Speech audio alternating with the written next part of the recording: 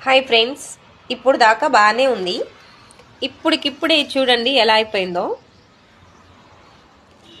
అసలు ఏమన్నా కాన్ రాకుండా మంచు దట్టంగా పట్టింది.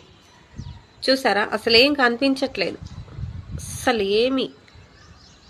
అసలేమీ కనిపించకుండా పొగ మంచు దట్టంగా పట్టింది. ఇప్పుడు దాకా బాగుంది. అక్కడ 3 స్టైర్ బిల్డింగ్ ఉంటుంది ఎదురుగా, అది అస్సలు కనిపించట్లేదు. ఎదురుగా రోడ్డు కనిపించింది, అది అస్సలు కనిపించట్లేదు. నేనున్న వాతావరణం కొన్ని వీడియోలలో ఉంది. ఇప్పుడు చూడు, అస్సలు కనిపించట్లేదు. ఇలా ఇప్పటికిప్పుడు ఇలా వాతావరణం మారేలా ఎవరి వల్ల అవుతుంది చేయడం? ఎవ్వరి వల్ల కాదు, మనుషుల వల్ల కాదు, మనుషులకి జన్మించిన వాళ్ళ వల్ల కూడా కాదు, కేవలం దేవుడి వల్లనే అవుతుంది.